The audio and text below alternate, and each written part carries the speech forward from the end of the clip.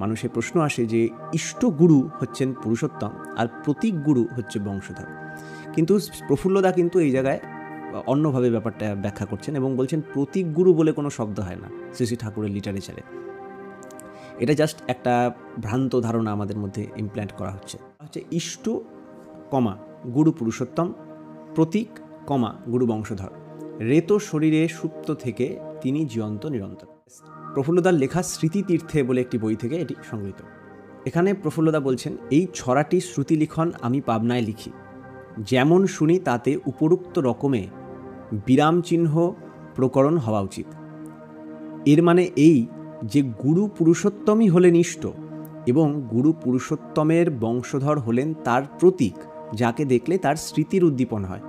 বংশধরদের মধ্যে শারীরিক সাদৃশ্য অল্প বিস্তর থাকে, তিনি বীজ শরীরে পরবর্তী বংশধরের মধ্যে জাগ্রত থাকেন, তাই তার বংশধরদের আমাদের বিহিত ভক্তি শ্রদ্ধা করা উচিত। শ্রী ঠাকুর তার লিটারেচারে বারবার বলেছেন যে আমার ছেলেদের মধ্যে, সে মণি হোক, সে বড় খোকা হোক, সে কাজলা হোক, তাদের মধ্যে আমার সাদৃশ্য দেখবে, কিন্তু তাদের ইষ্ট বলে ভাবতে পারবেন না। শ্রী ঠাকুর ইষ্টভৃতি ইত্যাদি পাঠানোর ব্যাপারেও বলেছেন, আমার বংশধরদের মধ্যে যদি কেহ ইষ্টবাহী হয় তার সকাশে। তাহলে এই যে টার্ম, এই যে ডিসক্লেমারগুলো তিনি অ্যাড দিয়েছেন, যদি কেহ ইষ্টবাহী হয়, এই জায়গাগুলো আমরা কমপ্লিটলি ইগনোর করে যাই।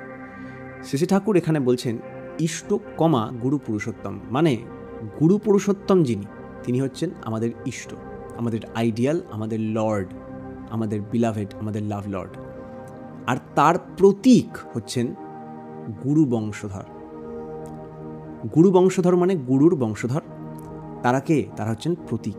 যেমন ভারতের পতাকা হচ্ছে ভারতের প্রতীক। ভারতের পতাকায় যদি কোনোভাবে ছিঁড়ে যায়, তার মানে কি ভারত মাঝখান থেকে ভাগ হয়ে যাবে? না, তার প্রতীক ওটা, তাকে আমি সেই প্রতীকটাকে আমরা শ্রদ্ধা করি, প্রতীকটাকে পুজো করি। শ্রী ঠাকুর আদর্শ বিনায়কে বলছেন, স্ত্রীর যেমন দুটি স্বামী হয় না, তেমন স্ত্রী হোক বা পুরুষ হোক, কারুর আচার্য দুজন হয় না। ছেড়ে আচার্য ধরলি, মূর্খ তাতে দিলি পা, তার বাণী আছে অনুশ্রুতিতে।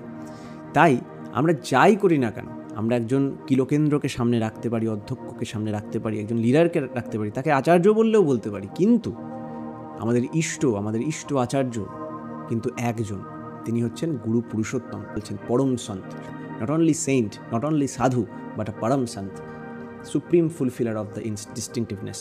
তাহলে আমরা সেরকম গুরু পুরুষোত্তম হবেন আমাদের ইষ্ট, আর কেহ আমাদের ইষ্ট নয়। তাই আমাদের এই জন্য শ্রী ঠাকুর পঞ্চবর্গীয় সপ্তাহচিতে বারবার করে উল্লেখ করে দিয়ে গেছেন, এবং ওগুলো যদি আমরা নিয়মিত পাঠ করতাম, প্র্যাকটিস করতাম, আমাদের মনে থাকতো ব্যাপারটা।